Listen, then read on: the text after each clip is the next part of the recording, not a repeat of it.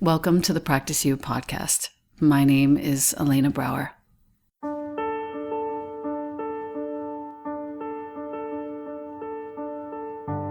Together, we'll explore and enjoy content and conversations around mastering transitions in our relations, our wellness, our careers, our families, and especially in our missions and visions.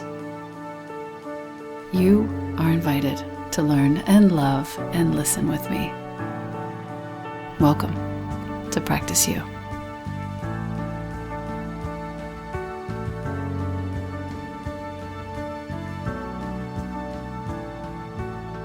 Welcome back to the podcast. I have a very special guest with me today, my son. Hello, everybody. How are you? Welcome to the show. Yes. This is a podcast about transitions, as you know.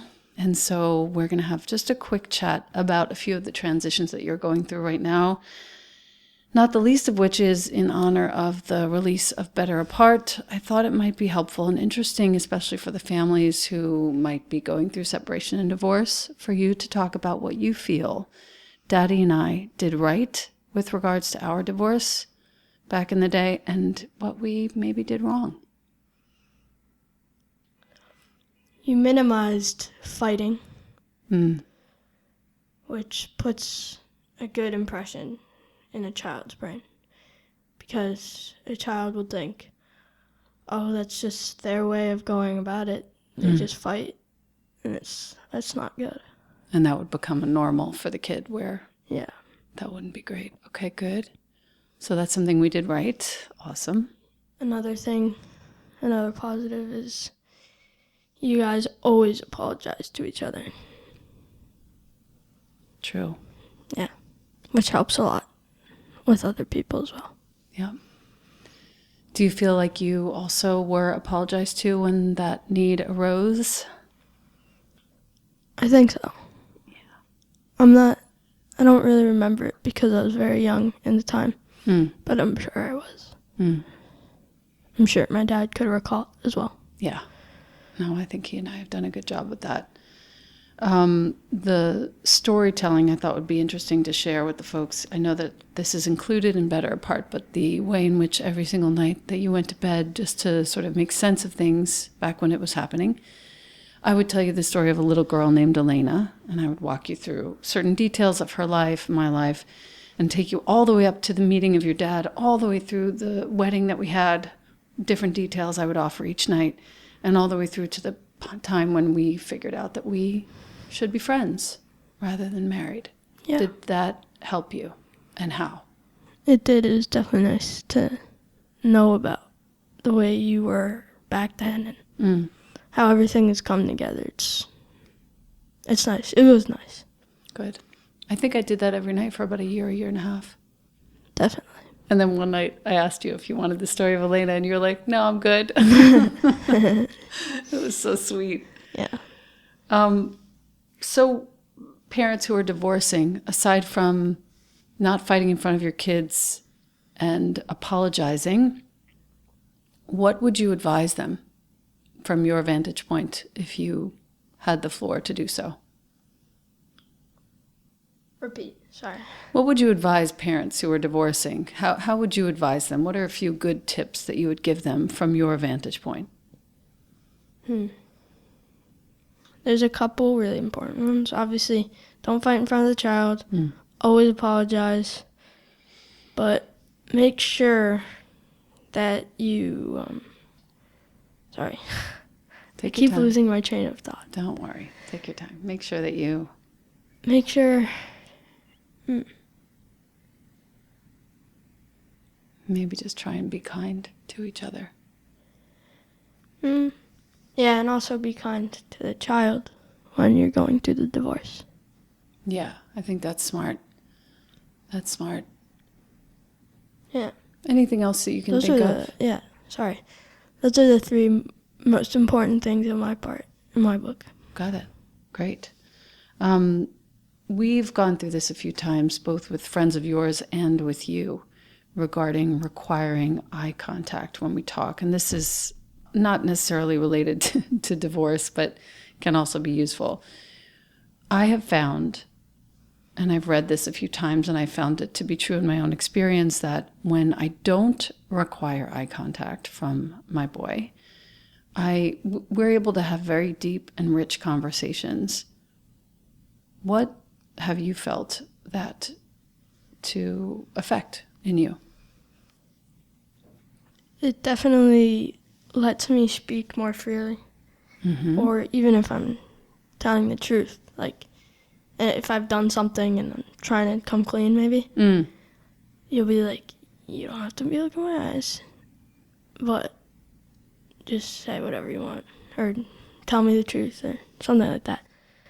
Or if you're having a deep conversation, right, it's nice when you're like, you don't have to look me in the eyes when I say this. Right. I usually say, if you tell me the truth, you don't have to look me in the eyes, and I won't get you in trouble if you give me the true story. Yeah. Which is nice, because I really follow through on that for the most part. True? Yeah, I would say so. Good.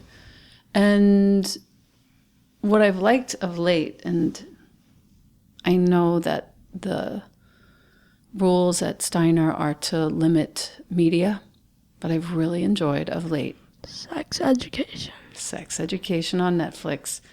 It's very real, very raw. It's based in the UK. The writing is absolutely beyond intelligent. Fantastic. It is fantastic. And Jonah and I, as a result of watching it together, have had many rich chats that we never have had. So I just want to give a shout out to the writers of Sex Education. Definitely, because me too. you're killing it. Yeah.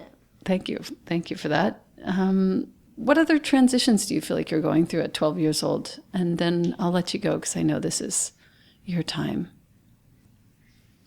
A lot of things that haven't been so stressful in the past get more stressful. For some reason, they feel more stressful. Like what? Like school work, Right. being at school. Right. Tell me about that. It's hard because a lot of the kids could be somewhere one day and then they'll be completely different the next day. So it's hard for me because I don't know how to walk in there, and it's very stressful. But Okay. yeah, and other things also are very stressful. Like practicing piano, Mm. for some reason, is a little bit stressful. Definitely not as much as school, but still is stressful. Mm. And Do you feel like there's pressure on you? pressure on me for piano, yeah, but not for school. And do you feel like that pressure is self-imposed or imposed from the outside? Both. Both. Okay. And I think your point, which I sort of want to highlight, is that everyone shows up and they're different every day. And I think for the parents who are listening, if you have a 12, 13, 14-year-old and you are, experiencing gaps or lapses in good communication, you might want to consider the fact that the reality of the changes in these bodies are not even lost on them. And what Jonah's talking about is the experience of everyone's moods shifting with the tide, with the wind. In one day. In one day, in 1 hour, in one moment. Possibly. Yeah. So thank you for pointing that out. I'm going to be a little more awake to that. And I also wanted to say, as I wrap up with you, that I would love, as a little challenge, if you would join me for, it's a scandal, a meditation challenge, so that we can see if the stress levels come down, because that's You'll need to pay me. I can pay you. I'm just kidding. I can totally pay you. I would pay you to do that. No, it's okay. It's okay. But I want to see, if you had to gauge your stress right now from 1 to 10, 10 being super, super stressful, 8 being, pretty stressful, 5 being medium stress. Probably like a 2, 3. Also, it's not that bad. Yeah.